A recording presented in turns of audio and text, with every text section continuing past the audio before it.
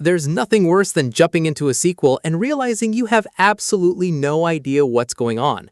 Everyone around you is emotionally devastated by a plot twist, and you're just sitting there completely lost, nodding along, pretending you understand why this moment matters.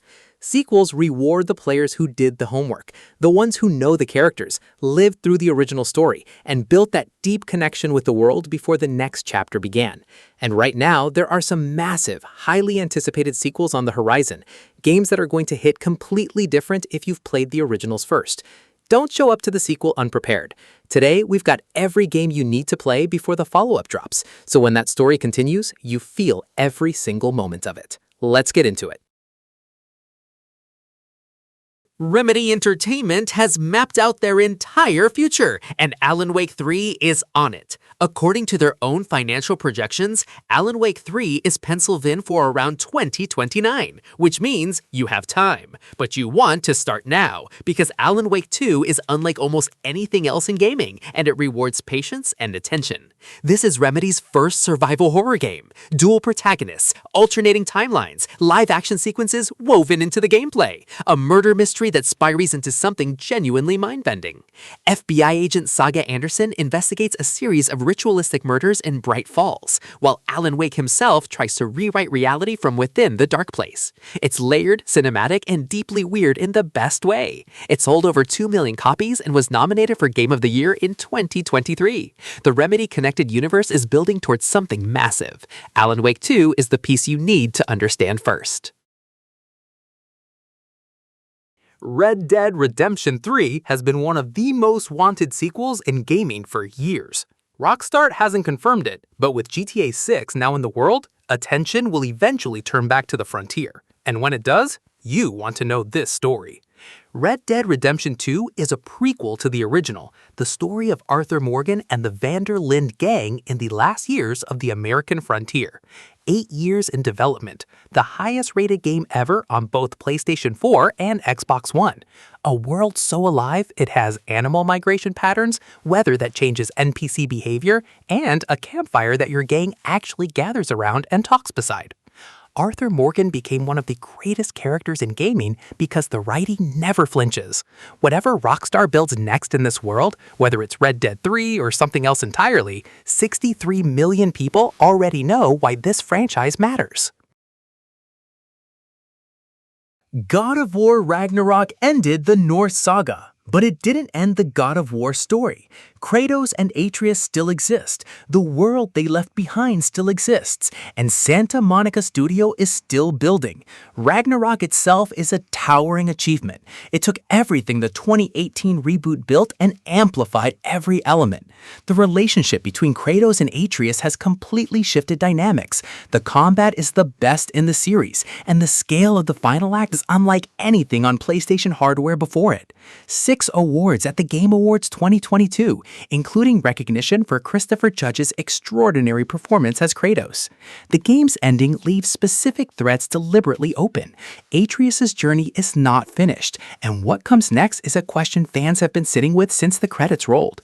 Whatever the next God of War looks like and wherever it takes place, Ragnarok is the chapter you need to understand before it opens.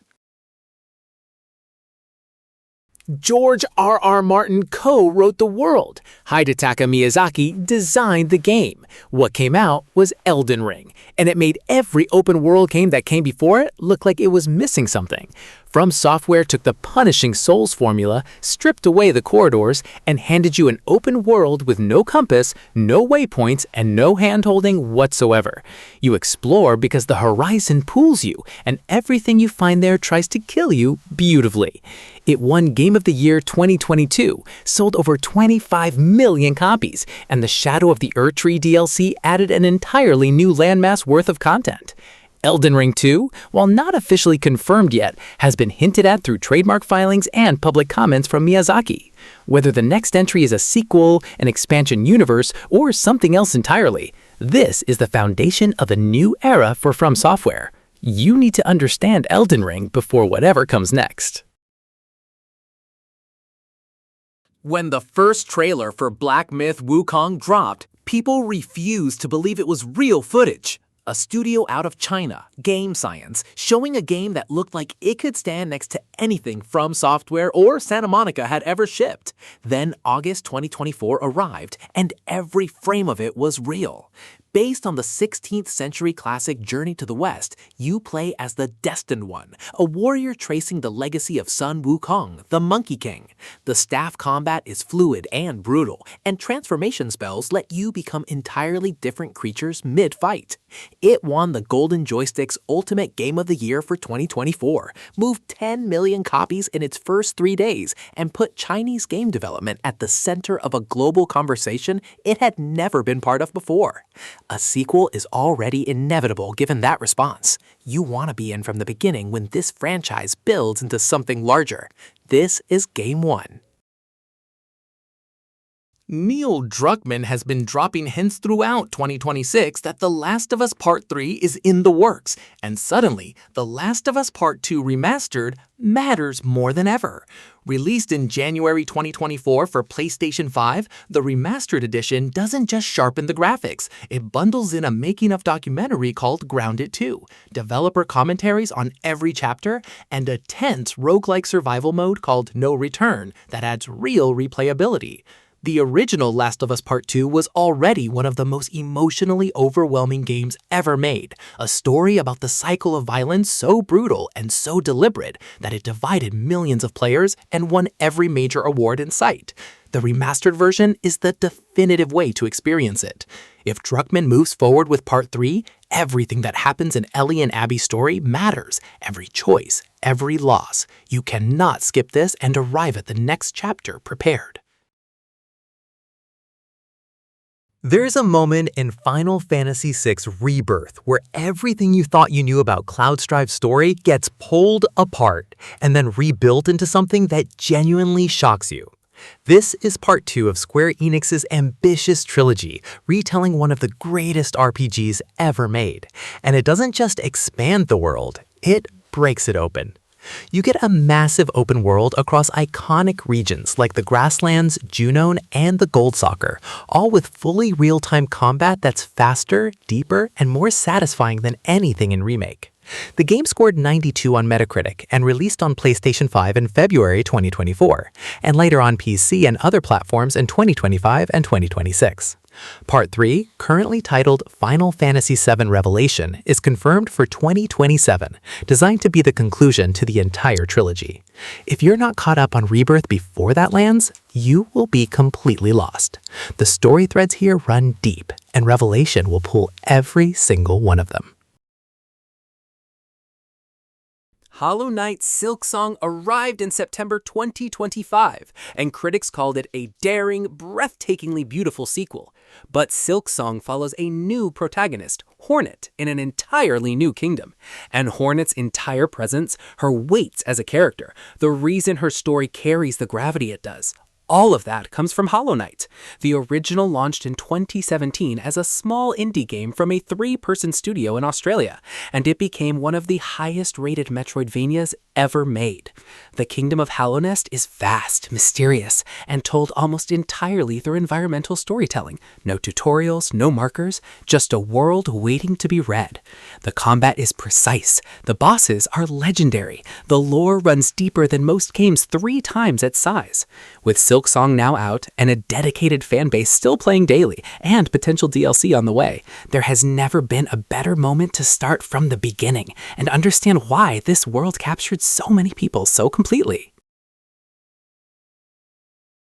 Control 2 entered full production in early 2025. Remedy Entertainment is building it right now. And Control, the original, is one of the strangest, most original games of the last decade. The kind of thing that needs to be understood on its own terms before a sequel arrives and deepens everything. You play as Jesse Faden, who walks into the Federal Bureau of Control, a brutalist government building that has been consumed by a paranormal force called the Hiss, and discovers she might be the only person who can stop it. The environment destroys and rebuilds around you. The service weapon transforms. The lore is buried in documents, case files, and found footage that rewards every player who digs into it.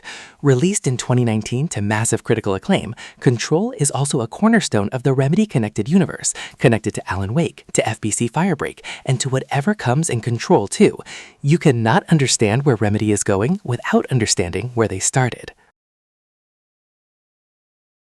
The Witcher 4 is in development at CD Projekt Red, and it is one of the most anticipated games of the next several years. A new Witcher game with a new protagonist, built on an entirely new engine. And The Witcher 3 is the world that game inherits. Released in 2015, The Witcher 3 remains by almost universal consensus the greatest open-world RPG ever made. The side quest alone set a standard the rest of the industry has spent a decade trying to match. The Bloody Baron questline, the Hearts of Stone expansion, the Blood and Wine chapter. Every piece of this game is constructed with more care and craft than most studios put into their entire releases. The next-gen update made it look extraordinary on current hardware. If you have not played The Witcher 3 before The Witcher 4 arrives, you'll be walking into a living, breathing world without understanding where it came from, who built it, and what it cost. Don't do that to yourself. Insomniac's Spider-Man universe is one of the most ambitious ongoing projects in gaming. Marvel's Spider-Man 2 gave us both Peter Parker and Miles Morales at the same time. Two completely different playstyles, two different emotional journeys, in a single campaign that doesn't ask you to choose between them. The Venom storyline is the best the character has received in any medium outside the comics. The wingsuit traversal changed how traversal games feel, and the endings set up threads that Insomniac clearly plans to pull in whatever comes next. Spider-Man 3, a Miles Morales sequel, a Venom game. Whatever they build next in this universe, it connects directly to what happened in Spider-Man 2. Released in October 2023 for PlayStation 5 to overwhelming critical praise, this game is the center of a connected Marvel gaming universe that is only getting bigger. Get in now before the next chapter forces you to play catch-up. Doom: The Dark Ages came out in May 2025 and was described by id Software as the origin story. The Doomslayer before 2016, before Doom Eternal, before any of it. Which means Eternal just became required reading. Doom Eternal is everything Doom 2016 built, pushed to a level that feels almost overwhelming at first and completely natural by the end. The game forces you to master every system simultaneously. Glory kills for health, chainsaw for ammo, flame belch for armor, and when it clicks, nothing in the first-person genre comes close to matching it. The movement is operatic. The combat is chest-played at 200 miles per hour. The soundtrack by Mick Gordon hits like a physical object. Released in March 2020 to an 88 Metacritic, it's considered by many to be the best pure shooter ever designed. The Ancient Gods DLC pushed the story further. Understanding Eternal makes the Dark Ages, and whatever comes after, mean significantly more. Star Wars Jedi 3 is confirmed and coming! Leaks and official teasers throughout 2025 and 2026 point to a release window later in 2026. And Lucasfilm itself has gone on record saying more Cal Kestis stories are on the way.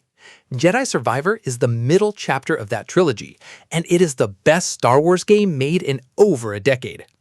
Cal Kestis is 5 years older, harder, and carrying the weight of choices made in Fallen Order in ways that actually show up in how he moves and talks. The combat system added 5 different lightsaber stances, each feeling genuinely distinct. The world design got massively more ambitious. The story goes places that Fallen Order didn't have the nerve to go. It released in April 2023 with some well-documented performance issues at launch, but those were patched. What remained was an extraordinary game. Jedi 3 closes the trilogy. You want to know exactly where Cal stands before it does. Remnant 2 is the best game most people still haven't played, and Remnant 3 is confirmed and in active development. Gunfire Games built a sequel that took everything fans loved about the first Remnant from the ashes and scaled it in every direction. The world generation is procedural, meaning your playthrough literally contains different story content, bosses, and areas than your friend's playthrough. You discover this slowly, and it's one of the most exciting things any game has done with replayability in years. The archetype system lets you mix and match class abilities in ways that build genuinely unique combat identities. Boss fights are inventive, strange, and occasionally terrifying. The lore runs deep beneath the surface if you go looking. Released in July 2023 to excellent reviews, Remnant 2 found a passionate, loyal audience. With Remnant 3 already confirmed, this is the perfect time to understand what this world is and why people care about it so intensely. Titanfall 3 may be closer than fans have dared believe. Insider leaks throughout 2025 pointed to Respawn quietly working on a sequel, and the community has never stopped asking for one. If Titanfall 3 lands in any form, Titanfall 2 is the reason it matters. Released in 2016 between two Call of Duty launches, possibly the worst release window in modern gaming history, it was criminally overlooked at launch. What the game actually contains is one of the greatest first-person shooter campaigns ever designed. The time manipulation mechanic, the wall running, the moment-to-moment movement, nothing felt like it before, and frankly, nothing quite matches it now. The single-player mission Effect and Cause, where you phase between two timelines in the same level, is regularly called one of the best individual levels in shooter history. The multiplayer is phenomenal. The game died for lack of audience. If a sequel happens, this community is ready. Join it before that moment comes.